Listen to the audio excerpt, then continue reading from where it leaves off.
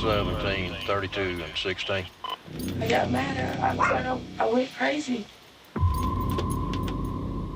And I pushed him out of the car outside. What makes good people with no criminal history? And I just wanted to be someone that my family could brag about. Suddenly snap. You go from this nice girl, and all of a sudden she's some kind of monster. How can we spot red flags when there are none? Is it even possible to find the warning signs of the transformer?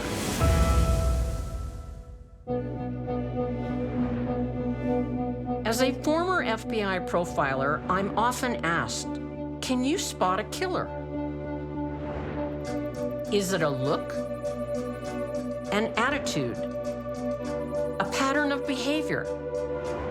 After 40 years' experience, I can say it's complicated.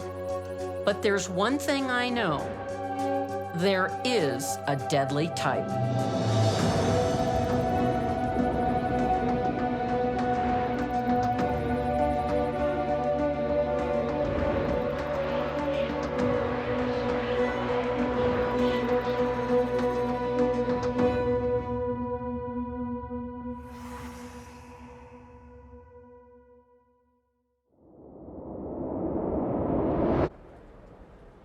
What were you feeling when you pulled that trigger? Nothing at all.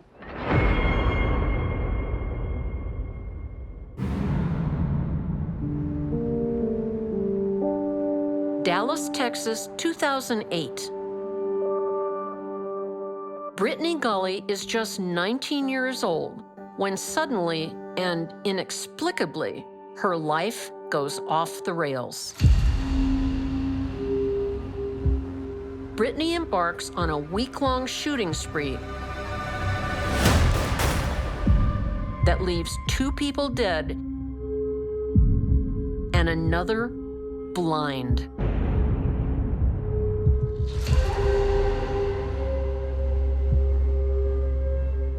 I was pretty much just stumbling, not seeing straight, just completely just off balance. Mentally. Everything, yes. In 2013, I sat down with Brittany in the Central Texas prison to delve into what transformed a loving daughter and dedicated servicewoman in the U.S. Army into a rampaging killer.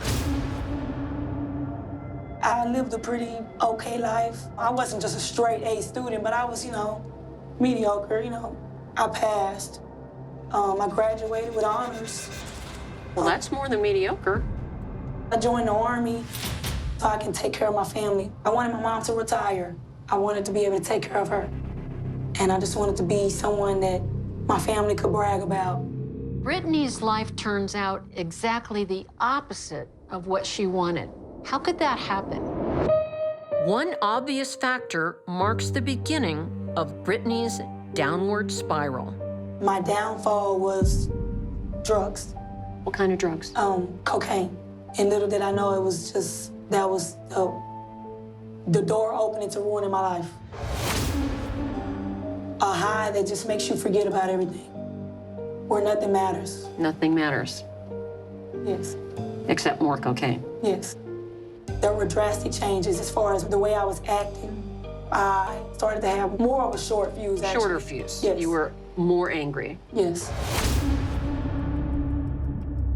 Some drugs, including alcohol, can be personality amplifiers. Happy people become happier, angry people become more angry. I think that might have been what was going on with Brittany. She had a lot of unresolved anger.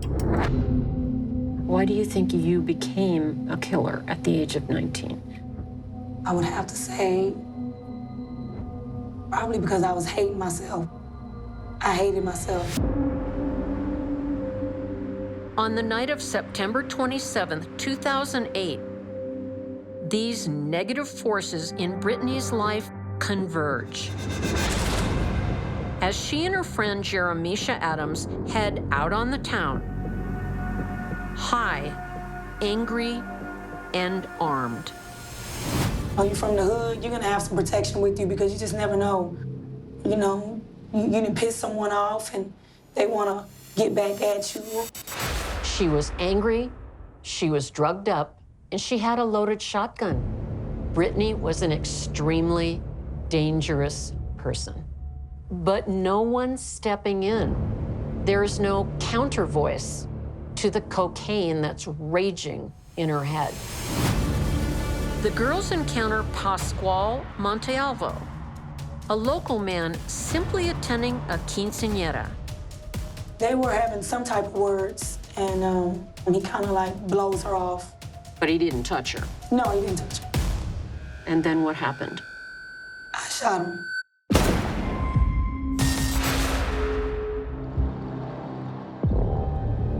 Did you talk to him before you pulled the trigger? No. So you didn't even ask him for anything? No. Were you angry?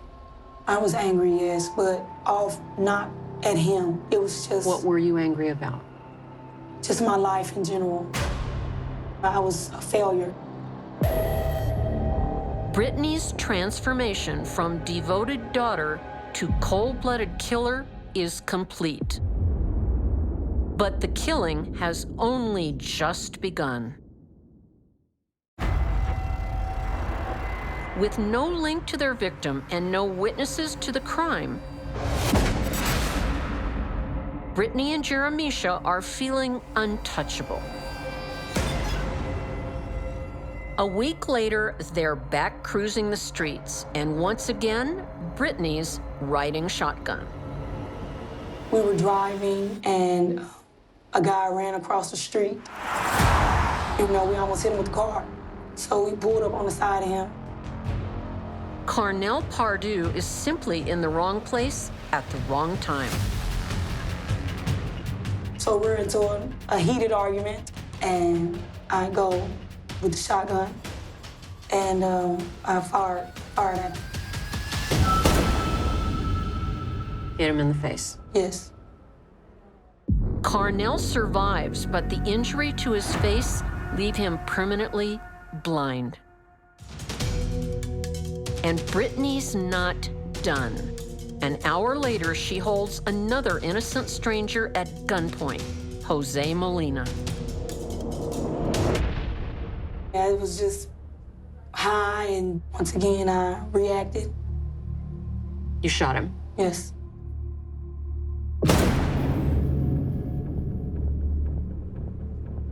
"19 years old, and you killed 2 people in 2 weeks that you didn't even know and meant you no harm." Yes. Did drugs kill Brittany's victims? Some would say yes. Brittany is an angry young woman, but she still knows the consequences of her actions. When she's high, those consequences disappear. But when she comes down, those consequences are staring her in the face. I realized, oh man, I just did that. I was like,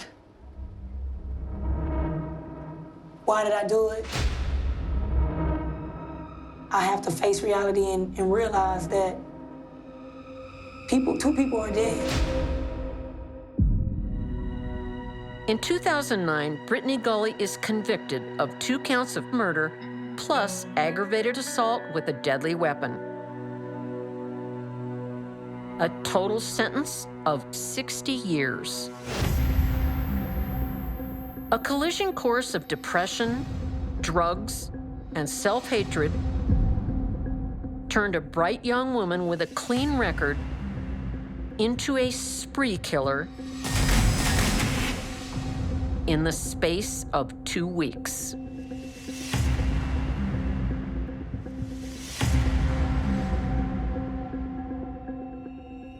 Katie Kersey is another person who would never dream she could do anything evil. In fact, she did one of the cruelest things I've ever heard.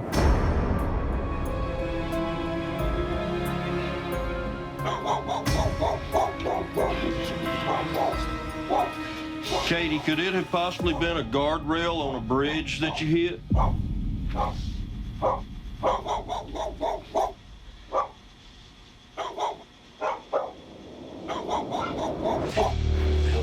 got mad. I went crazy.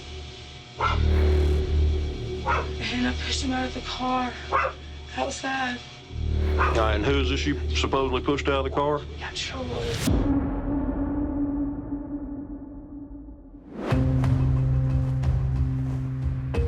In Fort Valley, Georgia, in 2013, Katie is a caregiver to Troy Johnson, who's confined to a wheelchair after a childhood accident. She was always smiling and laughing.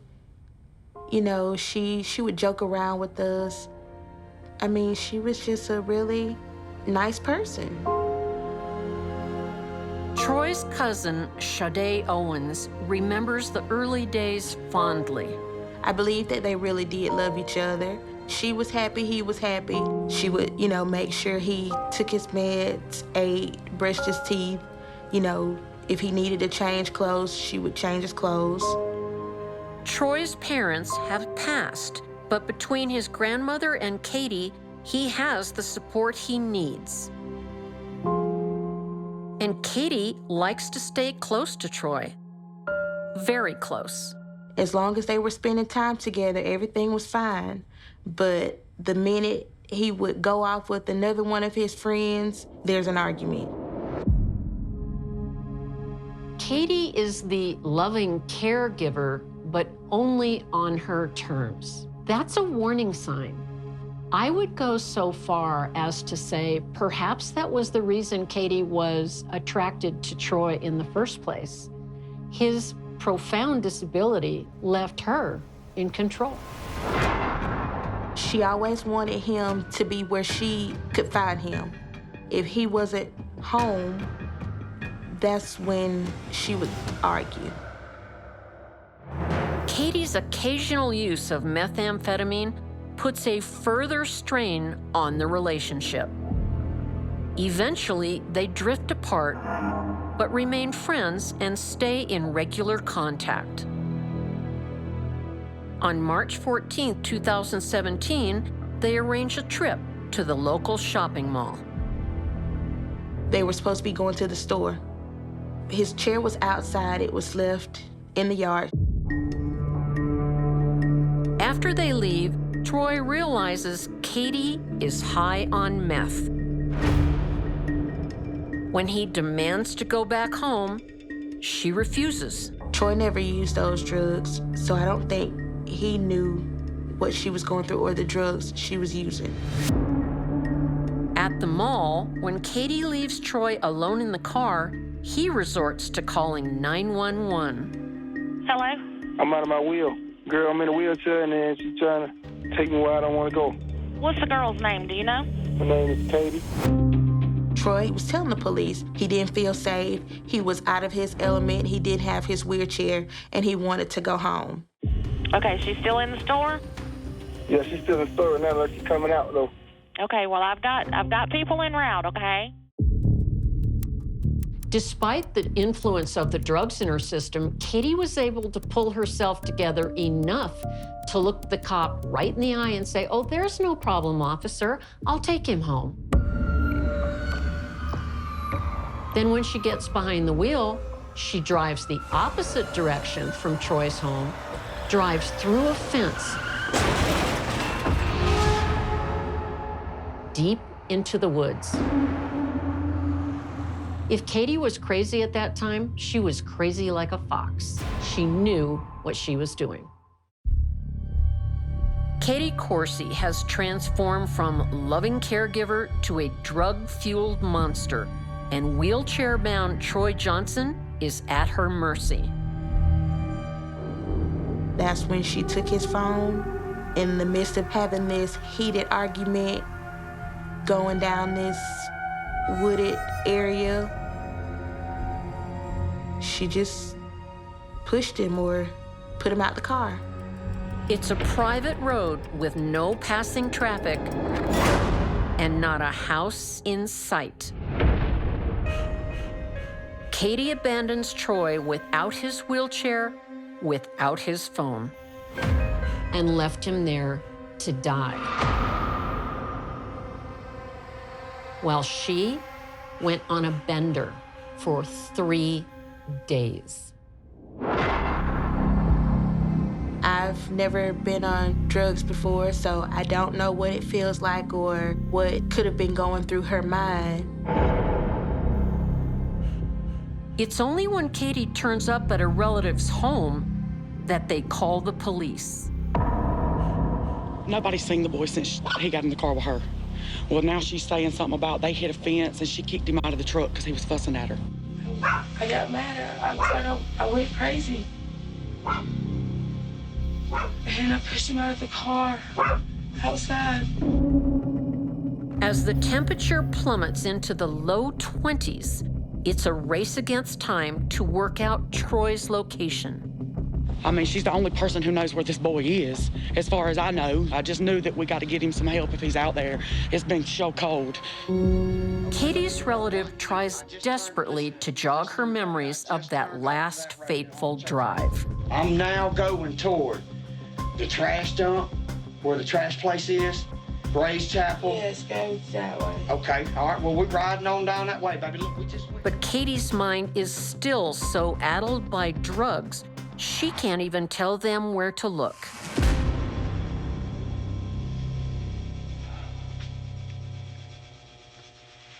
You don't know, baby?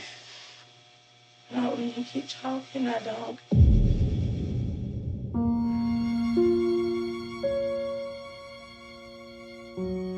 Katie, you really don't have a clue where you got him out of the vehicle, do you? If I pay for my house. That's fine, go ahead, but I mean, the longer he sits out there, the worse shape he's gonna be in. Helpless and alone with no hope of rescue, Troy dies of hypothermia. You try not to think about the way it happened and the way she did it, because it hurts more. It hurts a whole lot more. After 3 days, on March 17th, 2017, the police find Troy's body at an isolated hunting camp.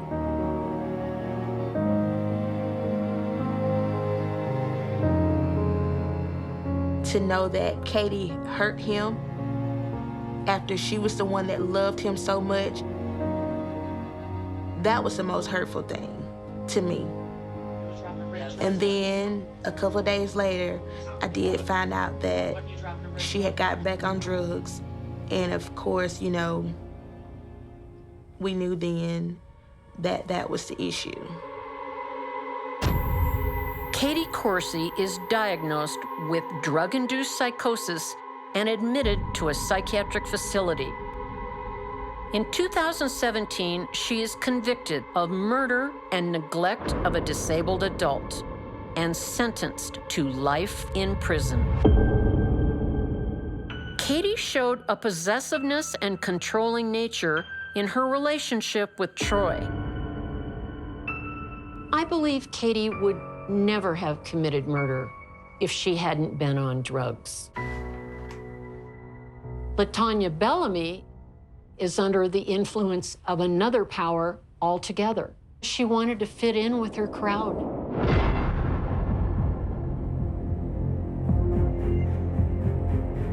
Tanya Bellamy was 19. She had a future. She wanted to be a social worker, and she just wanted to help troubled youths. Far from helping troubled youth, overnight, LaTanya transforms into one.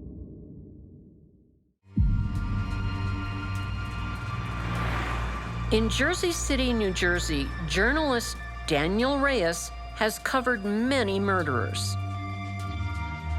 But 19-year-old LaTanya Bellamy does not fit the mold. This was completely out of left field. She was a normal girl, college girl, home from spring break. Things just got out of hand.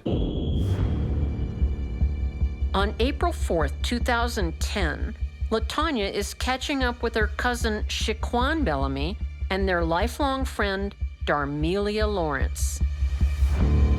Shaquan is the troublemaker of the group, on parole for drug violations and under suspicion of murder. Sometimes an individual will do something completely outside of their nature if they're in a group. A group has power. She just wanted to shoot a gun, but she didn't want to hurt anybody. Shaquan earlier brought out his guns, the shotgun and the pistol, and then it went to the next stage where it's, let's go out and rob someone. Firing a gun is one thing. You can go to a shooting range and fire a gun. Killing someone is a completely different thing. She could have said no, maybe lie, say I'm tired, say I might really want to do that, or I'm going to go home, but she went with them.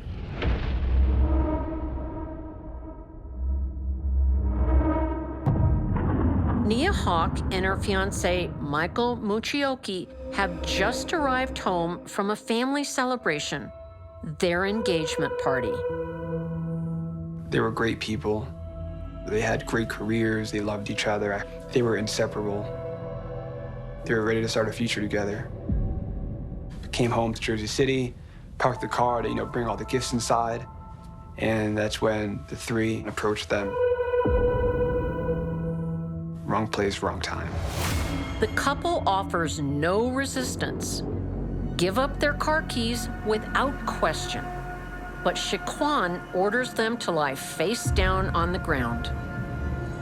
I can't even imagine how terrifying that was. Shaquan then shot Michael in the back of the head with a shotgun. And LaTonya's wish to fire a gun comes true. LaTonya shot Nia once in the thigh, and then once in the back of the head.